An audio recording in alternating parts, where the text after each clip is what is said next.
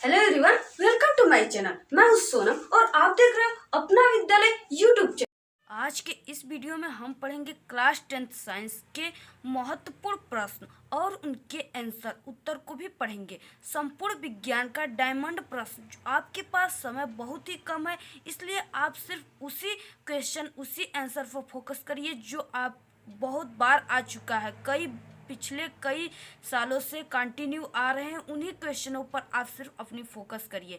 तो इस वीडियो में हम वही बताएंगे और ये एनसीईआरटी साइंस के क्वेश्चन और आंसर और टॉपिक को बताएंगे जो संपूर्ण विज्ञान का डायमंड और गोल्डन प्रश्न है, जो आपके एक ही प्रश्न आपके मार्क्स 2, 4 और 7 और 1 मार्क्स सभी मार्क्स को कंप्लीट करेंगे। हम इस प्रकार आपको बताएंगे।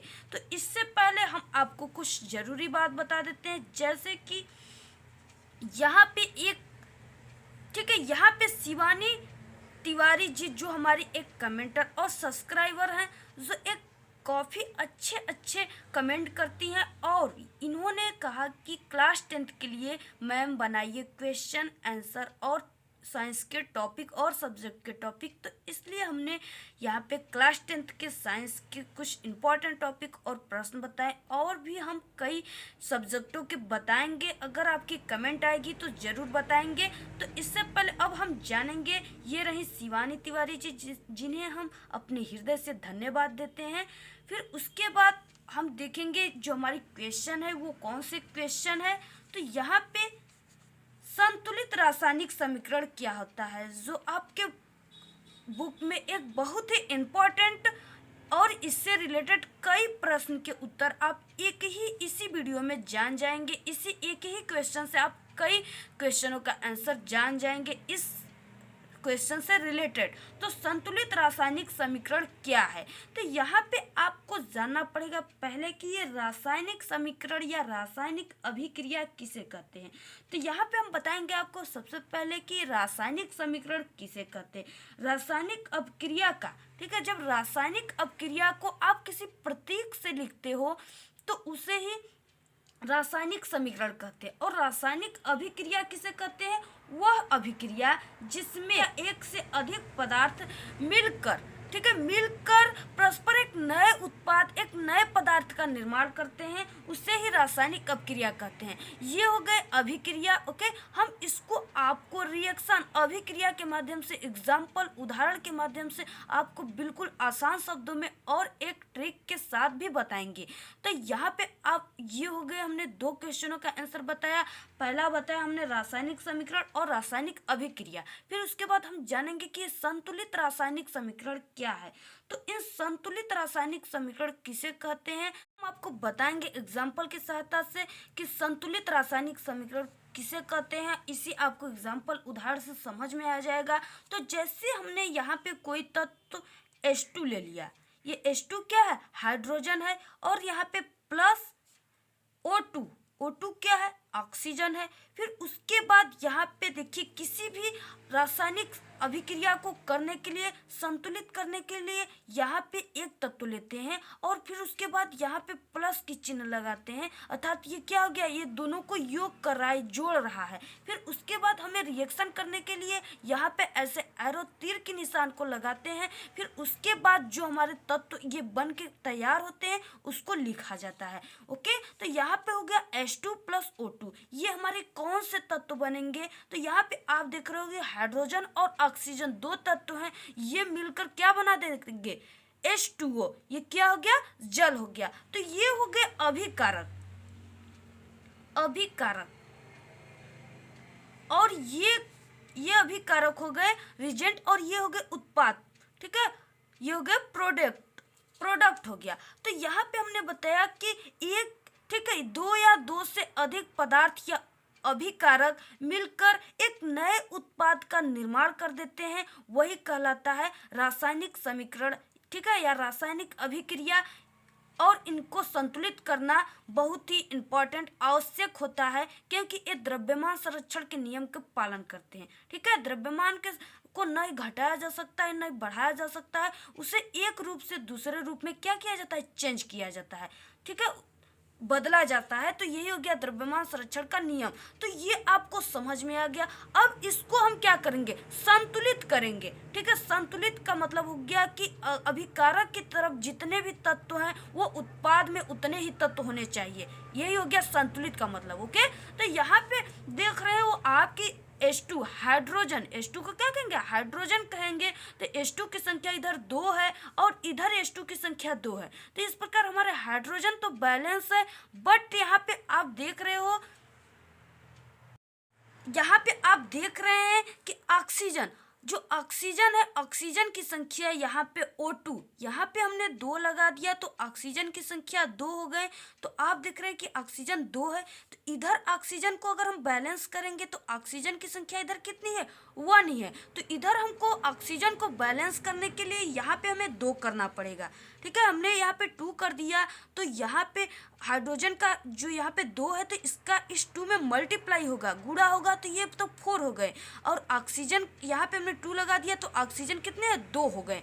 तो यहाँ पे ऑक्सीजन बैलेंस हो गए और हाइड्रोजन यहाँ पे हमारे क्या हो रहा है, बढ़ रहा है। तो यहाँ पे अगर हम 2 लगा दिए तो यहाँ से देख रहे हैं 2 का इसमें गुणा होगा। ठीक है, यहाँ पे अगर 2 लगा रहेगा तो इसका 2 में इसका गुणा होगा, तो ये कितने हो जाएंगे, 4 हो जाएंगे, 4।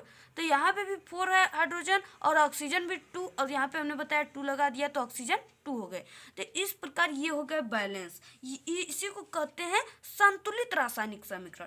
तो जितने तत्व अभिकारक में हैं उतने ही तत्व की संख्याएं उत्पाद में होने चाहिए। यही है संतुलित रासायनिक समीकरण। फिर उसके बाद अगर हम और आपको एग्जाम्पल एक आध बताए तो जैसे यहाँ पे ये हो गया H2 हाइड्रोजन और ये क्लोरीन, क्लोरीन के कितने 2 अणु हो गए। यहाँ पे ऐसे हमने बताया तीर के निशान रिएक्शन को करने के लिए लगाते हैं और यहाँ पे इनको जोड़ने के लिए प्लस का चिन्ह लगाते हैं। तो ये हमारे देख रहे हो कि आप हाइड्रोजन और क्लोरीन मिलकर क्या बनाएंगे, एक नए उत्पाद बनाएंगे जो है हाइड्रोजन क्लोराइड। ठीक है, ये एक अम्ल है हाइड्रोजन क्लोराइड।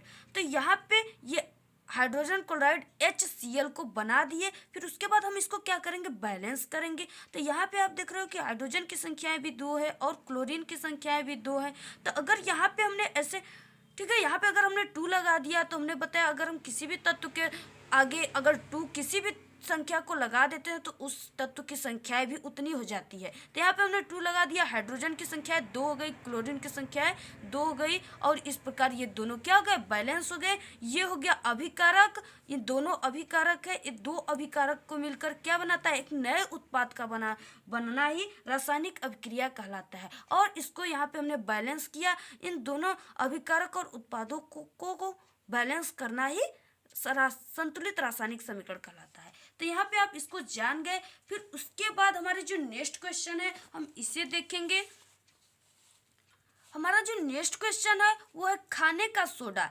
खाने के सोडा को और किस नाम से जानते हैं, बेकिंग सोडा। ठीक है, खाने का सोडा या बेकिंग सोडा या इसे सोडियम बाइकार्बोनेट के नाम से भी जानते हैं। बनाने की विधि, अगर आपके बोर्ड एग्जाम में ये आ गया खाने का सोडा, जिसे आप मीठा सोडा भी कहते हो।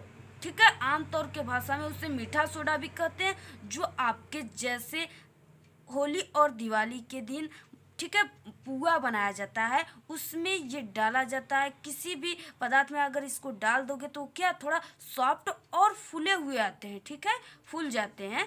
तो यह वही इसका उपयोग वही होता है। तो खाने का सोडा या बेकिंग सोडा बनाने की विधि, आपसे कुछ भी पूछे, इसमें खाने की सोडा पूछे फिर भी आप वही लिखिए जो हम इसके आंसर बताएंगे। अगर बेकिंग सोडा बोले फिर भी वही, अगर ठीक है, अगर सोडियम बाइकार्बोनेट बोले फिर भी वही आप लिखोगे जो मैं इसमें बताऊंगी। तो इसके बनाने की विधि, तो यहाँ पे बनाने की विधि भी पूछ सकता है और इसकी रासायनिक सूत्र और रासायनिक समीकरण भी पूछ सकते हैं। ठीक है, और रासायनिक नाम भी पूछ सकते हैं और इसके अलावा इसकी बनाने की 2 विधियों को भी पूछ सकते हैं। तो यहाँ पे हम आपको, ठीक है, यहाँ पे हमने आपको पहले ही बताया कि हम आपके एक ही क्वेश्चन से आपको 2, 4, 7 पूरे, ठीक है, पूरे मार्क्स के क्वेश्चन को तैयार कर सकते हैं। तो यहाँ पे हम आपको बता दिए कि कितने प्रकार से आ सकता है और इसके आंसर क्या होंगे। तो यहाँ पे हम पहले ये जान लें कि इसकी आंसर क्या होगी। हम आपको बिल्कुल आसान भाषाओं में बताएंगे, आसान शब्दों में बताएंगे। आई होप कि वो आपको ज़रूर समझ में आएगा।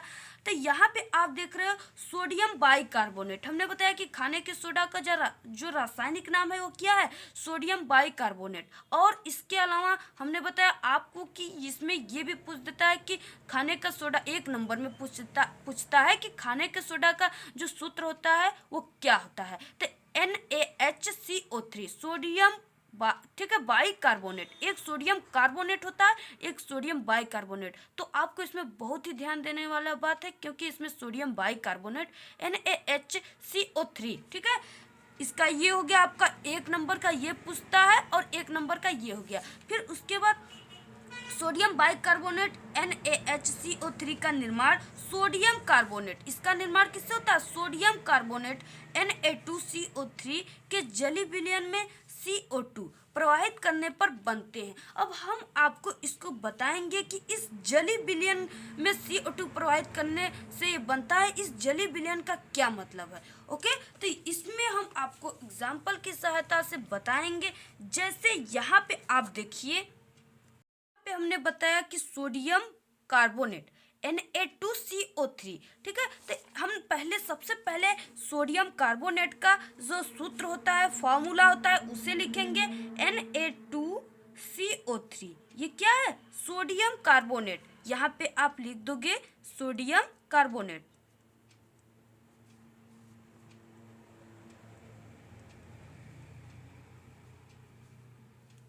सोडियम कार्बोनेट और प्लस यहाँ पे हमने बताया आपको क्या, जलीय विलयन। तो देखिए इसको आपको समझना है कि अगर किसी भी तत्व का रिएक्शन जलीय विलयन के साथ करने के लिए, तो वहां पे आप क्या लोगे, जल लोगे।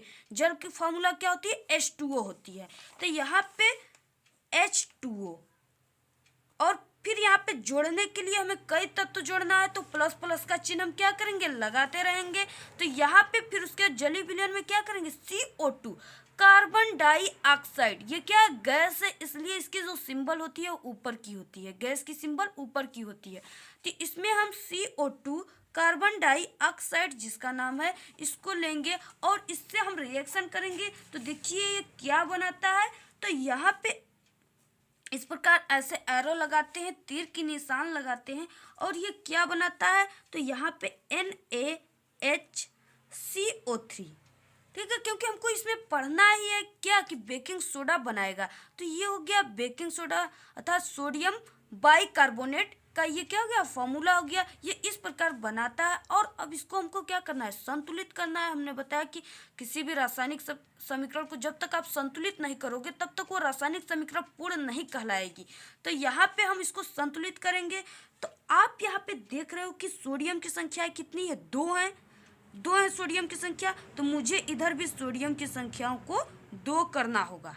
हमने यहाँ पे 2 कर दिया सोडियम के आगे। फिर उसके बाद हम यहाँ पे देख रहे हैं कि सोडियम तो हमारी बैलेंस हो गई, और यहाँ पे हाइड्रोजन की संख्या कितने हो गए, 2 हो गए। इधर भी हाइड्रोजन की संख्या आप देख रहे हो कि 2 है, बैलेंस है।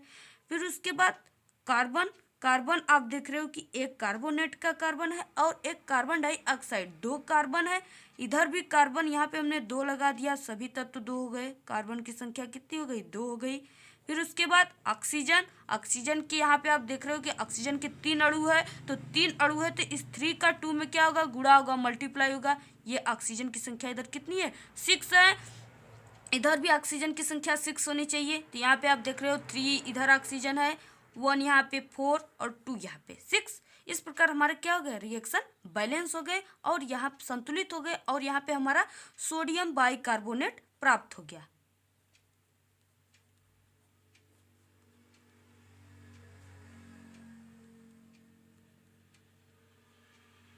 सोडियम बाइकार्बोनेट, जिससे बेकिंग सोडा, खाने का सोडा, ठीक है, ये सब कहा जाता है।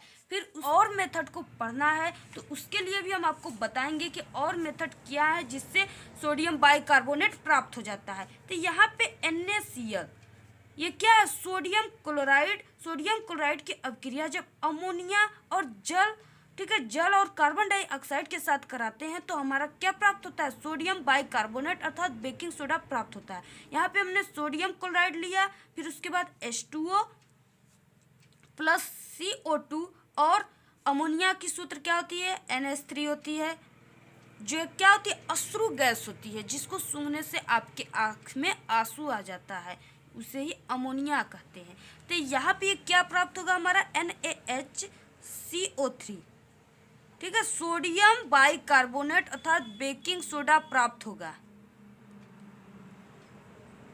बेकिंग सोडा या इसे बेकिंग पाउडर भी आपके बोर्ड एग्जाम में आ सकते हैं कि बेकिंग पाउडर के बनाने की विधि।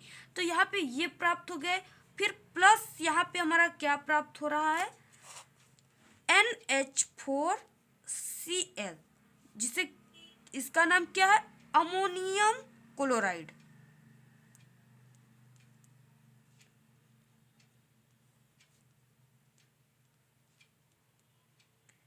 ये क्या हो गए, अमोनियम क्लोराइड हो गए। यहाँ पे हमारे प्लेस नहीं थे, जगह नहीं थे, नहीं तो यहाँ पे हमने लिख देता, हमने इसको नीचे लिख दिया, बट आप ऐसा नहीं करोगे, आप इसको इधर ही लिखोगे।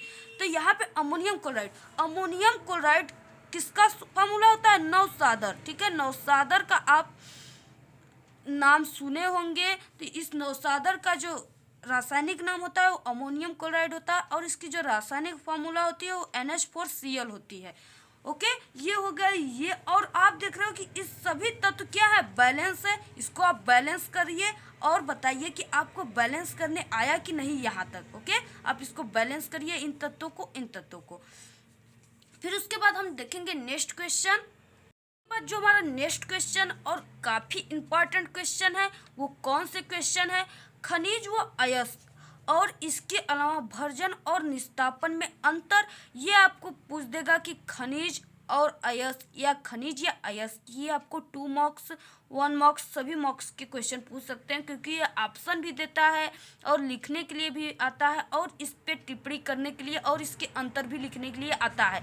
तो यहाँ से आपको खनिज व अयस्क, ठीक है, यहाँ से आपको खनिज और अयस्क के बारे में पढ़ना है और इसके अलावा भर्जन और निस्तापन। ये पूछ देगा खनिज क्या है, अयस्क क्या है, तो इसका भी आंसर वही होगा जो हम आपको बताएंगे। अगर ये पूछ देगा खनिज किसे कहते हैं, ठीक है, खनिज और अयस्क में अंतर, तो वही लिखोगी जो हम बताएंगे आंसर।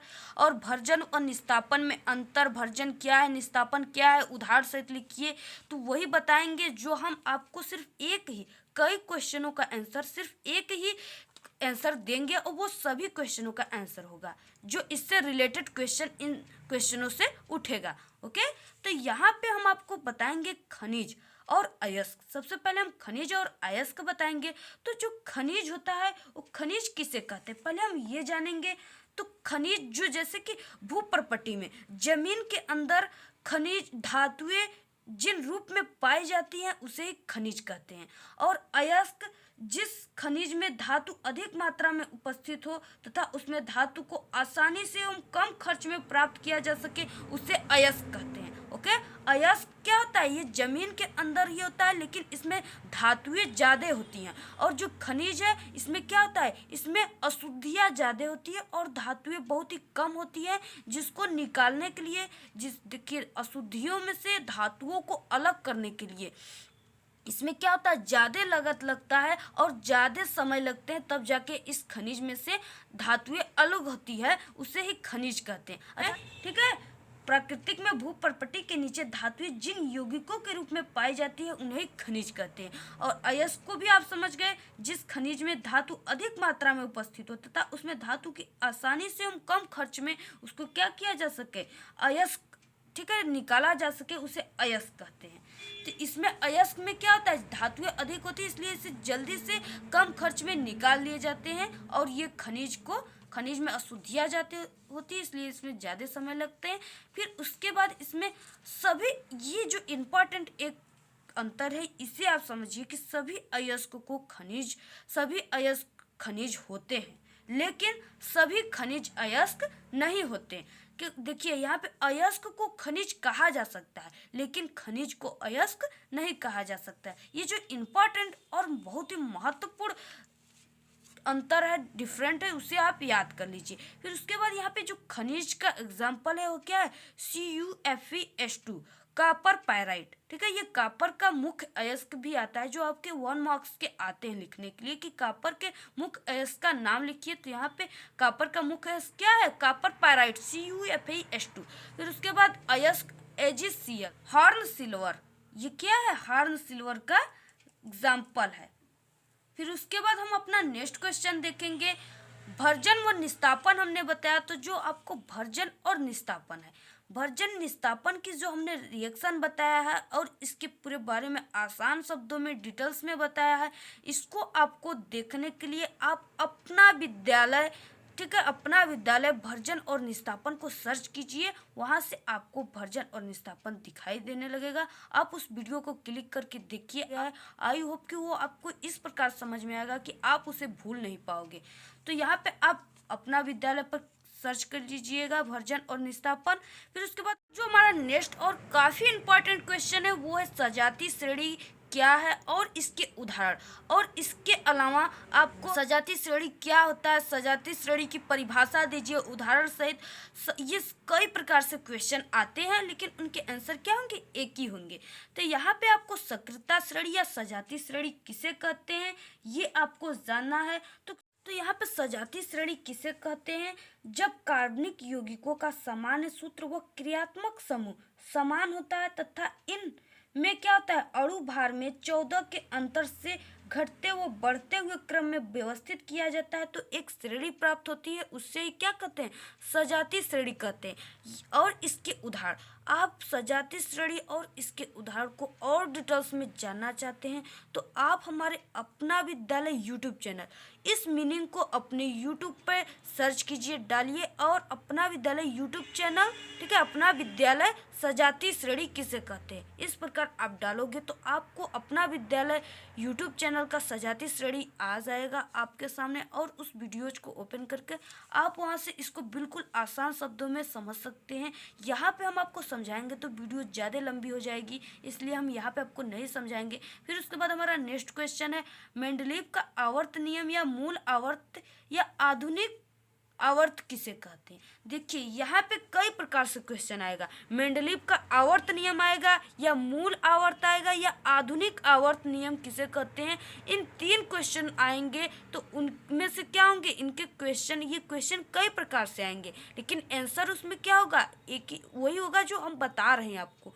तो यहाँ पे हम आपको बहुत ही आसान शब्दों में बताएंगे कि मेंडलीव का आवर्त नियम, मेंडलीव का आवर्त नियम है वो क्या है, तत्वों के भौतिक तथा रासायनिक गुणधर्म उनके परमाणु भारों के आवर्ती फलन होते हैं।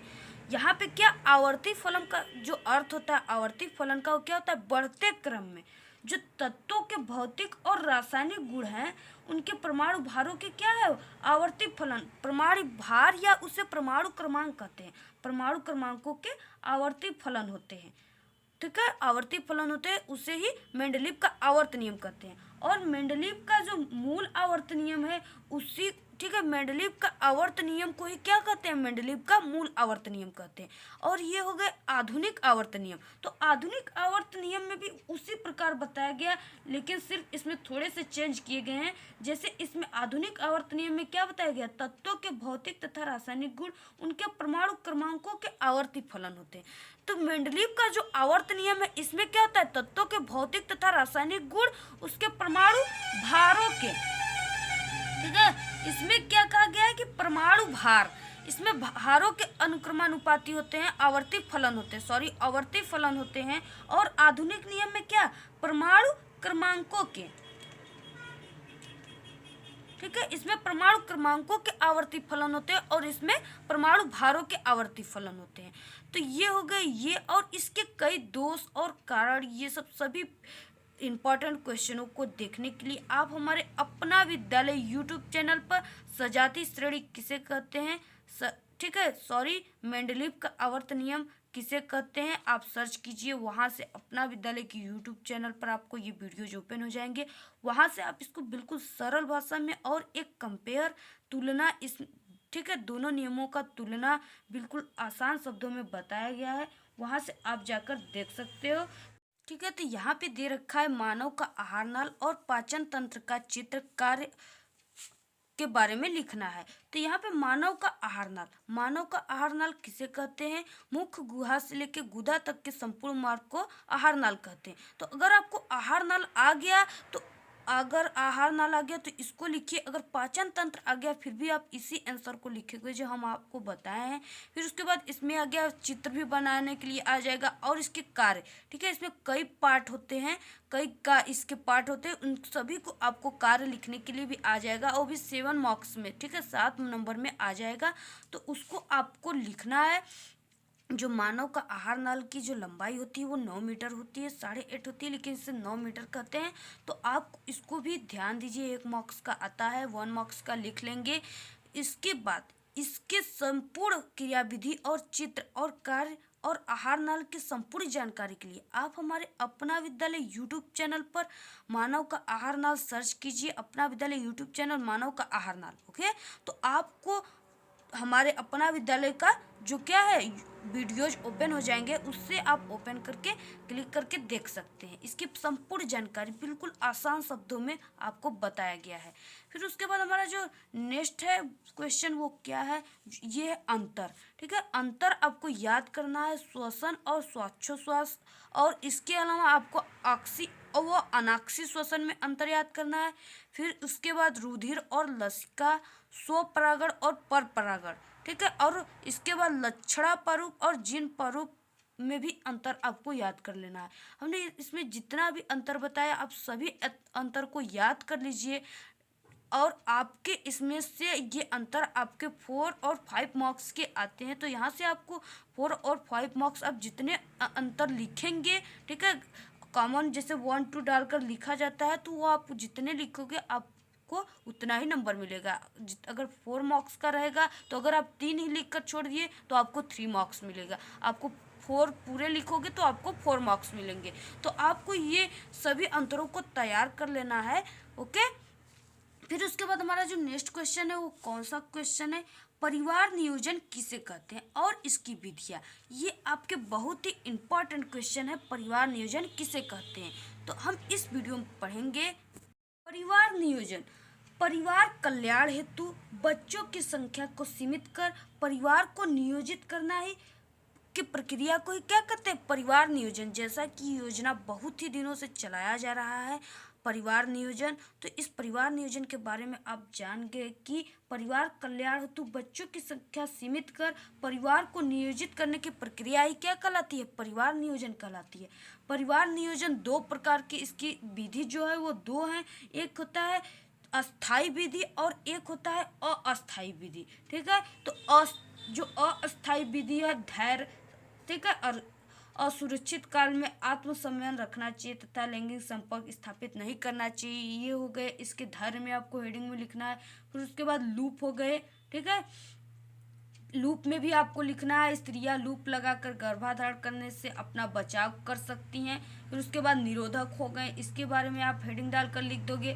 गर्भ निरोधक गोलियां भी खाकर क्या किया जाता है? परिवार नियोजन को कम किया जाता है। फिर उसके बाद गर्भ समापन, ये हो गए हेडिंग अस्थाई के। स्थाई विधि क्या है? वो है स्त्री का नसबंदी ऑपरेशन और पुरुष का नसबंदी ऑपरेशन। इसके अलावा अन्य विधियां वो कौन सी विधियां हैं? टीकाकरण और विवाह योग्य आयु, ठीक है।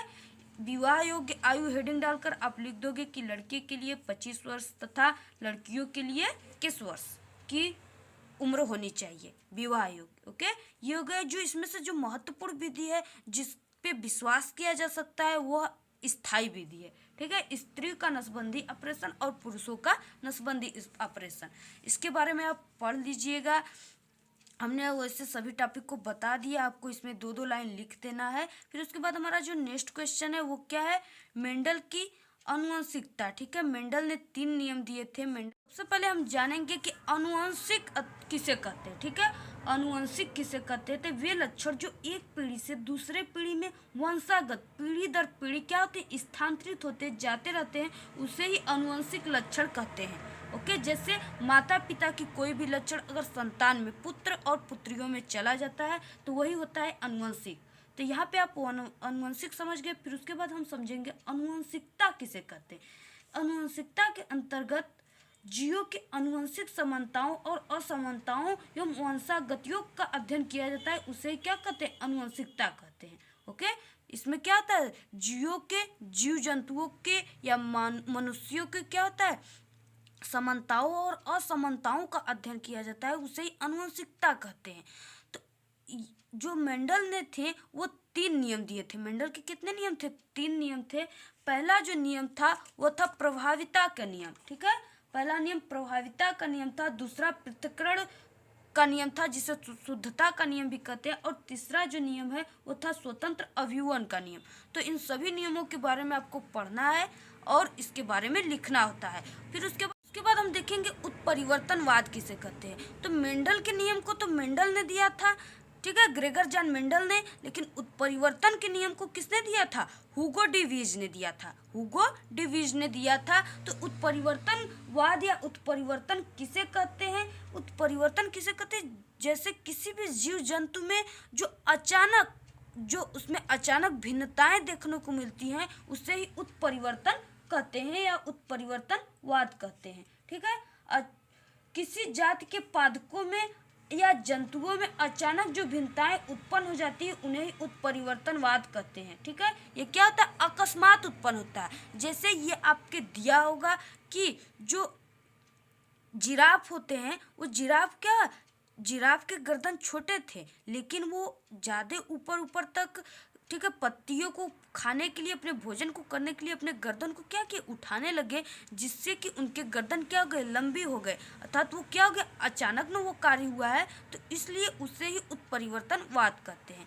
तो यहाँ पे आप ये समझ गए, यहाँ पे मेंडल की आनुवंशिकता और उत्परिवर्तनवाद। मेंडल ने कौन से ऐसे फसल को, कौन से ऐसे पौधे को लिए, वो अपने सभी एक्सपेरिमेंट किए थे। ठीक है, वो कौन से पौधे थे, उसके नाम आपको हमारे कमेंट बॉक्स में जरूर बताना है। फिर उसके बाद हमारा जो नेक्स्ट क्वेश्चन है वो क्या है, हम देख लेते हैं।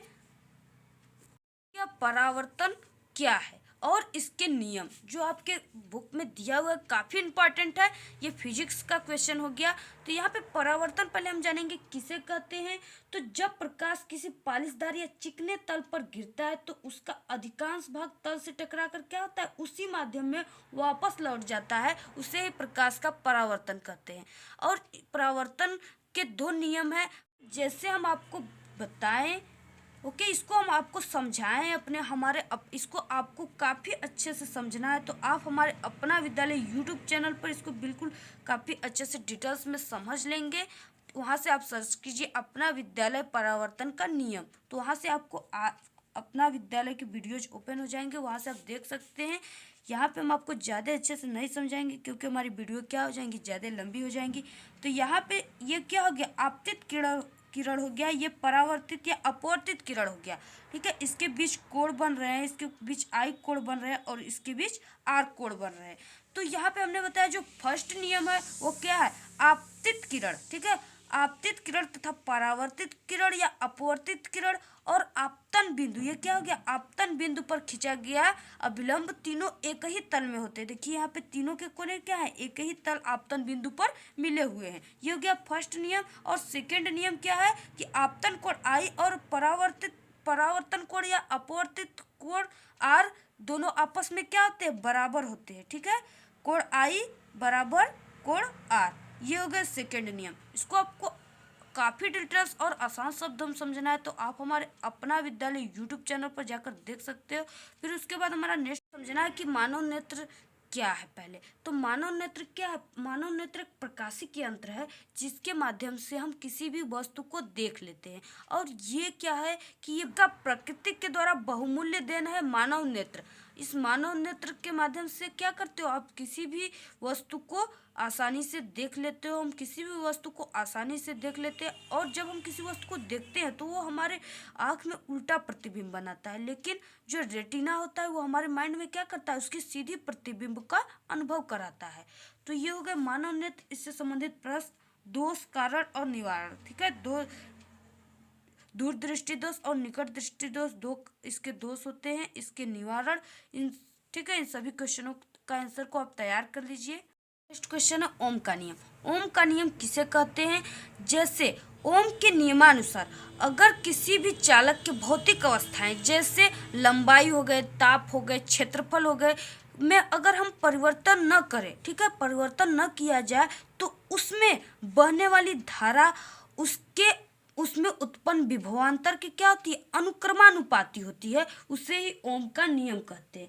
जैसे यहाँ पे आई, ठीक है, अनुक्रमानुपाती का जो सिंबल होता है क्या होता है, प्रोपोर्शनल होता है। भी इसके क्या होती है, अनुक्रमानुपाती होती है। अगर हम जितने भी धारा को देंगे उतने ही क्या होगी, ये विभवांतर की मान बढ़ेगी। यहाँ से आप इसको समझ लिए। फिर उसके बाद हमारा जो नेक्स्ट क्वेश्चन है, विद्युत मोटर का कार्यकारी अथवा कार्य व चित्र, ठीक है, इसके बारे में भी आपको पढ़ना है। फिर उसके बाद हमारा जो नेक्स्ट क्वेश्चन है वो प्राकृतिक संसाधनों से आप क्या समझते हैं, ठीक है। प्राकृतिक संसाधन क्या, प्राकृतिक के द्वारा जो दिया हुआ, जो मानव अपने जीवन काल में उपयोग करते हैं उसे प्राकृतिक संसाधन कहते हैं। और इसकी, ठीक है, इससे आप क्या समझते हो, ये इसकी आंसर हो गई। फिर उसके बाद जैसे प्राकृतिक संसाधन में हो गए कोयले हो गए, खनिज हो गए, ठीक है, तेल हो गए, इन सभी चीज़ों का आप क्या करते हो, उपयोग करते हो ना। मानव अपने जीवन में उपयोग इसका करता है ना, कोयले का, तेल का, पेट्रोल का, डीजल का। तो ये सब क्या हो गए, प्राकृतिक संसाधन हो गए। तो इसको आपको हेडिंग डालकर, कोयला हो गया तो उसके बारे में आपको लिख लेना है कि उसका क्या क्या उपयोग है, पेट्रोल का, डीजल का क्या है। तो यही हो गए। तो यहाँ से अब हमारे सभी क्वेश्चन समाप्त हो गए। तो ये हो गए साइंस के कुछ इंपॉर्टेंट क्वेश्चन। अगर आप इनको, ठीक है, आपके पास समय बहुत कम है, आप इन समय को देखते हुए अगर इन सभी क्वेश्चनों का आंसर आप तैयार कर लेंगे, इन सभी क्वेश्चनों को तैयार कर लेंगे तो आपका लगभग, ठीक है, आपका लगभग इसमें से 50 नंबर का, ठीक है, 50 नंबर 60 नंबर का क्वेश्चन आपको 50-60 नंबर के क्वेश्चन के आंसर आपको इसमें से तैयार हो जाएंगे, नंबर तैयार हो जाएंगे। तो ये हो गए साइंस के। अगर आपको अदर सब्जेक्ट के इसी प्रकार इम्पॉर्टेंट टॉपिक और इम्पॉर्टेंट क्वेश्चनों को जानना है क्लास 10th के, तो आप हमारे कमेंट बॉक्स में करिए, हम आपको इसकी वीडियोस तुरंत अवेलेबल अर्थात अपलोड कर देंगे। तो आज के इस वीडियो में इतना ही। अगर आपको ये वीडियो पसंद आए तो प्लीज़ वीडियो को लाइक कीजिए और हमारे चैनल को सब्सक्राइब कर दीजिए और बेल आइकन को भी प्रेस कर दीजिए, जिससे कि हमारे द्वारा भेजी गई सारी वीडियो की नोटिफिकेशन आपको सबसे पहले मिले। Thank you.